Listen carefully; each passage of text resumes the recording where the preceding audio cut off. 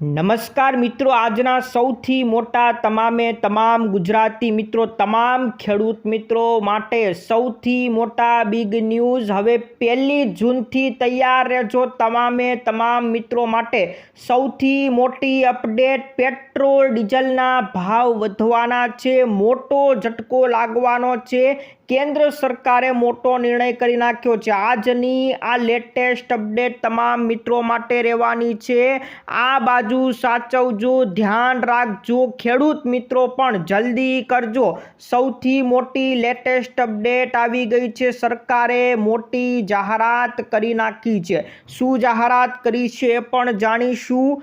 Helmet પહેરજો, નહીતર ગયા સમજો 1 મહિના સુધી હવે તમારે હેલ્મેટ સાથે રાખવું પડશે। ટોલ નાકા ઉપર ફ્રી ટોલ પ્લાઝા હવે ગુજરાતની અંદર શરૂઆત થઈ ગઈ છે। તો આ બાજુ ભૂપેન્દ્ર સરકારે એક મોટી ભેટ આપી દીધી છે।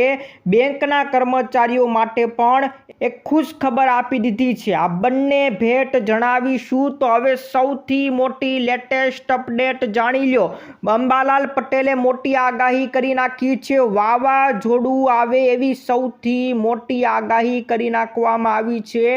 એ લેટેસ્ટ આગાહી જાણીશું। હવામાન વિભાગે પણ આગાહી કરી છે, એ આગાહી પણ આજના વિડીયોની અંદર જાણવાના છે। તો બાળકોના આધાર કાર્ડને લઈને નવી અપડેટ આવી ગઈ છે। તમામ મિત્રો જાણી લેજો, નહીં તો બાળકોનું આધાર કાર્ડ રદ થઈ જશે। આજના લેટેસ્ટ અપડેટ તમામ અપડેટ જાણીશું, પણ એ પહેલાં જે મિત્રો નવા હોય આપણી ખેડૂત દુનિયા ચેનલને ફટાફટ સબસ્ક્રાઈબ કરી દેજો। તો મિત્રો, પેટ્રોલ ડીઝલને લઈને એક મોટો ઝટકો આવવાનો છે, એના ઉપર આપણે સમાચાર જાણીશું। કેન્દ્ર સરકારે નિર્ણય કર્યો છે એ પણ જાણીશું, પણ એની પહેલાં હવામાન વિભાગે અને અંબાલાલ પટેલે જે આગાહી કરી છે એના વિશે ચર્ચા કરી દઈએ। તો હવામાન વિભાગની સૌ પ્રથમ આગાહી આજે 7 તારીખ છે અને 7 મેના રોજ હવામાન વિભાગે આજે પણ વરસાદની આગાહી કરી નાખી છે।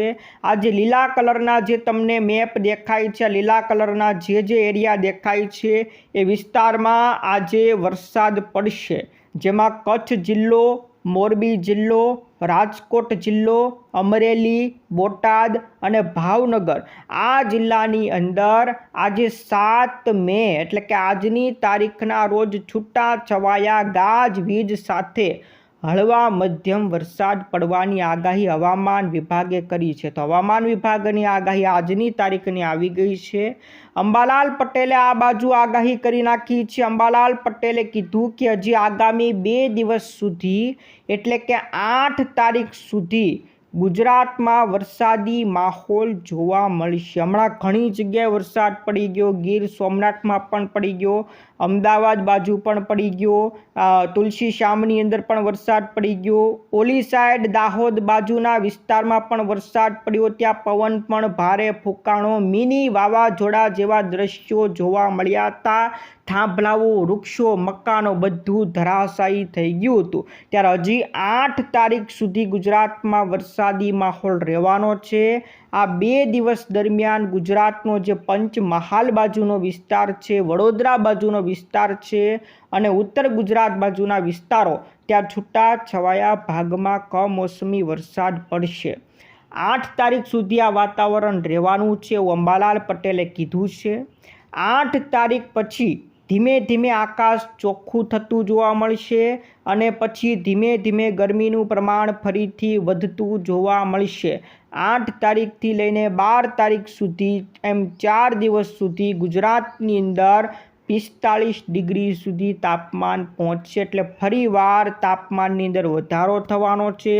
ગુજરાત ભઠ્ઠીમાં શેકાવાનું છે।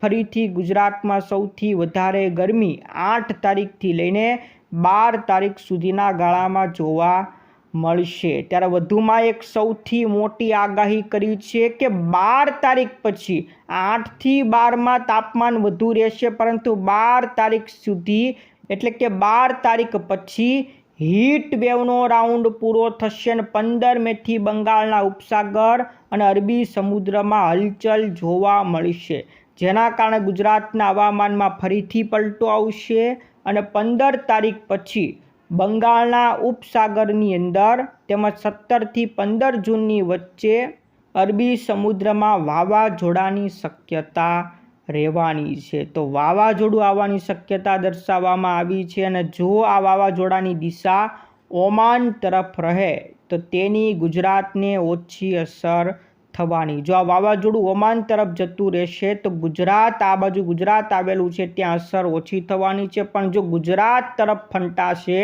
તો ગુજરાતમાં એની ખાસી એવી અસર જોવા મળશે. આ સૌથી મોટી આગાહી કરવામાં આવી છે, પરંતુ આ આગાહી 17 મેથી લઈને 15 જૂન એટલે કે 17 મેથી 15 જૂન 1 મહિનાનો ગાળો આપ્યો છે. એમાં ગમે ત્યારે વાવાઝોડા જેવા જે શક્યતા દર્શાવી શકે છે. સૌથી મોટી આગાહી 18 તારીખથી 23 મે ઉત્તર ગુજરાત અને મધ્ય ગુજરાતમાં આંધી વંટોળ સાથે વરસાદ થશે. તો 18 થી 23 આંધી વંટોળ સાથે વરસાદની આગાહી પણ કરવામાં આવી છે. આ મિત્રો અંબાલાલ પટેલની આગાહી હતી. ફરીવાર સમજાવી દઉં કે હમણાં જે રાઉન્ડ આવવાનો છે એ રાઉન્ડ 8 તારીખ સુધી વરસાદી માહોલ જોવા મળશે. 8 તારીખથી 12 તારીખ એમ ફરીથી હીટ વેવ એટલે કે ગરમી જોવા મળશે. 12 તારીખ પછી એટલે કે આમ તો 15 તારીખ પછી ફરીથી વાતાવરણની અંદર પલટો આવશે. 17 થી 15માં ગમે ત્યારે વાવાઝોડા જેવા દ્રશ્યો જોવા મળશે અને 18 થી 23 તારીખમાં આંધી વંટોળ સાથે વરસાદ આવશે. અંબાલાલ પટેલની આગાહીથી તમામ મિત્રો માટે આ સૌથી અગત્યના સમાચાર. હવે આવી જે સૌથી મોટા સમાચાર ઉપર પેટ્રોલ ડીઝલને લઈને સૌથી મોટો ઝટકો લાગી ગયો છે. પેટ્રોલ ડીઝલના ભાવ હવે ગમે ત્યારે વધી શકે છે. આ સૌથી મોટી લેટેસ્ટ અપડેટ છે. હમણાં ઈરાન અને અમેરિકા વચ્ચે જે તણાવ ચાલી રહ્યો છે આ તણાવ ખતમ થવાનું નામ લેતો નથી અને દિવસે ને દિવસે ક્રૂડ ઓઇલના ભાવ વધી રહ્યા છે. હવે ક્રૂડ ઓઇલના ભાવ પ્રતિ બેરલ $110 પણ પાર પહોંચી ગયા છે. $110 પાર પહોંચ્યા એટલે હવે IMF દ્વારા મોટી ચેતવણી ભારતને આપી દેવામાં આવી છે. એશિયા પેસિફિક ડિરેક્ટર કૃષ્ણ નિવાસને જણાવ્યું કે અર્થતંત્રને બચાવવા માટે ભારતે વહેલા મોડા ભાવ વધારવા જ પડશે. જો ભારતને પોતાનું અર્થતંત્ર ટકાવી રાખવું હોય તો એને વહેલા મોડા પેટ્રોલ ડીઝલના ભાવ વધારવા પડશે અને વધારવા જ પડશે. એ ખમી શકશે નહીં. હાલમાં ભારતીય ફૂડ બાસ્કેટની અંદર આપણે વાત કરી દઈએ, ક્રૂડ ઓઇલની અંદર $118 પર ટ્રેડ થઈ રહ્યું છે. જો ભાવ નહીં વધારે તો બજાર ઉપર માઠી અસર થશે. જોકે ભારત સરકાર તો કહી રહી છે કે હાલ અમારી ભાવ વધારવાની કોઈ વિચારધારા નથી. ભારત સરકારે ચોખ્ખું કહી નાખ્યું છે, સુજાતા શર્મા છે હમણાં જ કહી નાખ્યું છે કે હમણાં કોઈ પેટ્રોલ ડીઝલના ભાવ વધવાના નથી. ભારતના નાગરિકોએ ચિંતા કરવાની કોઈ જરૂર નથી. પેટ્રોલ ડીઝલનો પૂરતો સ્ટોક છે, LPGનો પૂરતો સ્ટોક છે, કોઈ ભાવ વધવાના નથી. જોકે તમને બધાને ખબર છે કે હમણાં 19 કિલોના LPG સિલિન્ડરની અંદર ₹993 વધારો કરી નાખ્યો છે. જ્યાં મિત્રો 19 કિલોનો જે મોટો બાટલો આવે છે એમાં ₹993 વધારી દીધા છે. ઘરેલું સિલિન્ડરમાં વધારો થયો નથી. તેમ છતાં એ લોકો હજી કહે છે કે હમણાં કોઈ ભાવ વધારો થવાનો નથી, આપણી પાસે પૂરતો સ્ટોક છે. પણ ઉપરથી જે ડિરેક્ટર છે કહી રહ્યા છે કે ભારત કેટલા સમય સુધી ભાવ નહીં વધારે. એક સમયે તો ભાવ વધારવો જ પડશે. એક સમય એટલે કે વહેલા મોડા ભારતે પણ ભાવ વધારવા પડશે. તો તમામ મિત્રો તૈયાર રહેજો. પેટ્રોલ ડીઝલના ભાવ વધવાના સંકેત આવી ગયા છે. આ સૌથી મોટા સમાચાર છે. તો મિત્રો આ બાજુ કેન્દ્ર સરકાર દ્વારા મોટો નિર્ણય આવી ગયો છે. કેન્દ્ર સરકારે કીધું કે હવે વંદે માતરમ ગીતને પણ જન ગણ મન ગીતની જેમ પૂરતો દરજ્જો આપવામાં આવશે, સત્તાવાર દરજ્જો આપવામાં આવશે. PM મોદીની અધ્યક્ષતામાં એક બેઠક બોલાઈ હતી અને આ બેઠકમાં કીધું કે જે લોકો વંદે માતરમ ગીતનું અપમાન કરશે એના ઉપર કાયદેસરની સજા કરવામાં આવશે. કાયદેસરનો દંડ ફટકારવામાં આવશે. એટલે હવે વંદે માતરમ ગીતનું કોઈ અપમાન કરવાનું નથી. જેવી રીતના તમે જન ગણ મન ગીત ગાઓ છો એવા જ સન્માન સાથે વંદે માતરમ ગીત પણ ગાવાનું છે. જે લોકો વંદે માતરમ ગીતનું અપમાન કરશે એમના ઉપર કાયદેસરની કડક કાર્યવાહી કરવામાં આવશે, દંડ કરવામાં આવશે, સજા પણ ભોગવવી પડશે. આ નવો નિર્ણય પીએમ મોદીની અધ્યક્ષતામાં લાગુ કરી નાખ્યો છે. આ તમામ મિત્રો, તમારા જેટલા પણ મિત્રો હોય બધાને આ સમાચાર મોકલી દેજો. તો હવે મિત્રો જૂન મહિનો આવશે ને જૂન મહિનાની 1 તારીખથી તમામ ગુજરાતી મિત્રો તૈયાર રહેજો. 1 જૂનથી વસ્તી ગણતરી થવાની છે. તમારા ઘરે અધિકારીઓ આવશે, તમને પ્રશ્નો પૂછશે. આ વસ્તી ગણતરી 5 એપ્રિલના રોજ થવાની હતી, પણ હમણાં આપણે જે ચૂંટણી આવી હતી એ ચૂંટણીને કારણે ગુજરાતની અંદર વસ્તી ગણતરી મોકૂફ રખાઈ હતી. પણ હવે ફરીથી તારીખ જાહેર કરી નાખી છે. વસ્તી ગણતરી 1 જૂનથી શરૂઆત થઈ જવાની છે. રાજ્ય સરકારે ગેજેટ બહાર પાડી દીધું છે. આ ગેજેટ મુજબ 30 જૂન સુધી હાઉસ લિસ્ટિંગ ઓપરેશન ચાલશે, જેમાં પરિવાર દીઠ 33 પ્રશ્નો પૂછવામાં આવશે. તમારા ઘરે આવશે અને તમને 33 પ્રશ્નો પૂછવામાં આવશે. આ 33 પ્રશ્નોના તમારે સાચા જવાબ આપવા પડશે. નાગરિકો માટે 17 મેથી 31 મે સુધી એક ઓનલાઈન પોર્ટલ પણ ખુલ્લું મૂકવામાં આવશે. જો તમને જાતે ભરતા આવડતું હોય તો આ સેલ્ફ એન્યુમરેશન એટલે કે ઓનલાઈન એક પોર્ટલ ખુલ્લું મૂકશે. એ પોર્ટલની અંદર તમે જાતે આ 33 પ્રશ્નોના જવાબ આપી શકશો. પછી અધિકારીઓ આવે તો એને કહી દેવાનું કે અમે ઓનલાઈન ભરી નાખ્યું છે, તો એ લોકો તમને પ્રશ્નો પૂછશે નહીં. પણ ઓનલાઈન ભરતા નથી આવડતું તો અધિકારીઓ તમારા ઘરે 1 જૂનથી આવવાના શરૂઆત થઈ જશે. તમારે 33 પ્રશ્નોના જવાબ એને આપવા પડશે. તો સૌથી મોટા સમાચાર છે. 1 જૂનથી ગુજરાતમાં વસ્તી ગણતરી શરૂ થવાની છે. તો તમામ મિત્રો તૈયાર રહેજો. સૌથી મોટા અગત્યના સમાચાર છે. ત્યાર પછીના મિત્રો એક અગત્યના સમાચાર બાળકોના આધાર કાર્ડને લઈને આવી ગયા છે. બાળકોના આધાર કાર્ડમાં તમારે બાયોમેટ્રિક અપડેટ કરાવવું જરૂરી છે. UIDAI હવેથી 5 થી 17 વર્ષના બાળકોના આધાર કાર્ડ માટે બાયોમેટ્રિક અપડેટ ફરજિયાત કરી નાખ્યું છે. તમારે ફરજિયાત તમારા બાળકોનું બાયોમેટ્રિક અપડેટ કરાવવાનું રહેશે. આખી સમગ્ર બાબત તમને જણાવી દઉં કે તમારું બાળક નાનું થાય ત્યારે તમે એક આધાર કાર્ડ બનાવ્યું છે. એ આધાર કાર્ડને બ્લુ આધાર કાર્ડ કહેવામાં આવે છે. એ બાળકોનું આધાર કાર્ડ હોય છે. 5 વર્ષથી નાના બાળકોનું આધાર કાર્ડ કહેવાય. એમાં કોઈ બાયોમેટ્રિક અપડેટ હોતી નથી. ખાલી તમારા બાળકનો ફોટો, એનું નામ, એની જન્મ તારીખ એટલું જ હોય છે. એમાં આંગળીના કોઈ સ્કેન કરવામાં નથી આવતી, આંખોને કોઈ સ્કેન કરવામાં નથી આવતું, એટલે એને બ્લુ આધાર કાર્ડ કહેવામાં આવે છે. જ્યારે બાળક 5 વર્ષનું થાય ત્યારે એના આંગળીના બરોબર નિશાન આવતા હોય છે, ત્યારે આંખો બરોબર આવતી હોય છે. એટલા માટે 5 વર્ષનું તમારું બાળક થાય ત્યારે એ બ્લુ આધાર કાર્ડને અપડેટ કરાવીને એમાં બાયોમેટ્રિક અપડેટ કરાવવું જરૂરી છે. એટલે આંગળીના નિશાન અને આંખોને સ્કેન કરાવવું ફરજિયાત છે. નહીં કરાવો તો તમારું જે બ્લુ આધાર કાર્ડ છે માન્ય ગણાશે નહીં. આ તમામ લોકો માટે જેના બાળકો છે એમના માટે સમાચાર છે. 5 વર્ષથી 17 વર્ષના બાળકોએ આધાર કાર્ડમાં બાયોમેટ્રિક અપડેટ કરાવવું પડશે, જેમાં આંગળીઓના નિશાન અને આંખોના પલકારાને સ્કેન કરવામાં આવશે. અને આ પ્રક્રિયા માટે 30 સપ્ટેમ્બર સુધી તમે મફતમાં પ્રક્રિયા કરી શકશો. આ બાયોમેટ્રિક અપડેટ માટે કોઈ પૈસા લેવામાં નહીં આવે. આ સપ્ટેમ્બર મહિનાની 30 તારીખ સુધીમાં જો તમે કરાવશો તો તમને મફતમાં અપડેટ કરી આપવામાં આવશે. તો તમારું બાળક પણ 5 વર્ષથી 17 વર્ષની અંદર હોય તો ફટાફટ બાયોમેટ્રિક અપડેટ કરાવી લેજો. ફરજિયાત કરવામાં આવ્યું છે ને તમારે ફરજિયાત અપડેટ કરાવવું જ પડશે।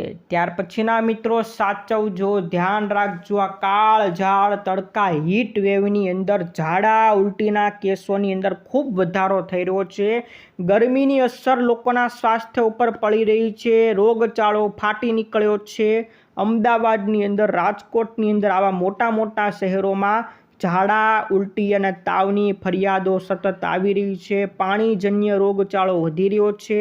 હાલમાં સરકારી હોસ્પિટલમાં દર્દીઓની મોટી મોટી ભીડો જોવા મળી છે, ત્યારે તંત્રએ તમામ લોકોને કીધું છે કે સાચવજો, ધ્યાન રાખજો, સાવચેતી રાખજો, પાણી સાફ કરીને પીજો અને તમે તડકાની બહાર બપોરે જતા નહીં। સૌથી મોટા તમારા તમામ મિત્રો માટે સમાચાર છે ને એક બીજી બિગ અપડેટ, તમારી પાસે એલપીજી સિલિન્ડર હોય અને તમે પીએનજી કનેક્શન પણ લીધું હોય તો તમારા માટે નવો નિયમ આવી ગયો છે। આ 1 મેથી નવો નિયમ લાગુ થઈ ગયો છે। તમારે સિલિન્ડર માટે હવે KYC વેરિફિકેશન ફરજિયાત કરાવવાનું છે। એ પહેલાંથી જ આવ્યું હતું ને હવે તમારે ફરજિયાત કરાવવું જ પડશે। અને બીજી અપડેટ એ છે કે જો તમારી પાસે તમે પીએનસી કનેક્શન હવે લીધું હોય અને એલપીજી સિલિન્ડર કનેક્શન પણ તમારું પહેલાંનું પડ્યું છે તો એ એલપીજી સિલિન્ડરનું કનેક્શન તમારે રદ કરવું પડશે। બંને કનેક્શન તમે રાખી શકશો નહીં। પીએનજી કનેક્શન જે લોકોએ લીધું છે એને એલપીજી બાટલા રદ કરાવવા પડશે। જો તમે એવું નહીં કરો તો ઓઇલ કંપનીઓ તરફથી જ સ્વૈચ્છિક રીતના તમારી ગેસ સપ્લાય બંધ કરી નાખવામાં આવશે, તમને બાટલા મળશે નહીં। આ સૌથી મોટા સમાચાર તમામ મિત્રો માટે આવી ગયા છે। હવે એલપીજી અને પીએનજી બંને કનેક્શન તમે રાખી શકશો નહીં। 1 મેથી આ નવો નિયમ લાગુ થઈ ગયો છે। ત્યાર પછીના મિત્રો સમાચાર ઉપર નજર કરીએ તો બેંક કર્મચારીઓ ખુશ થઈ જાઓ, તમારા માટે એક અગત્યના સમાચાર આવી ગયા છે।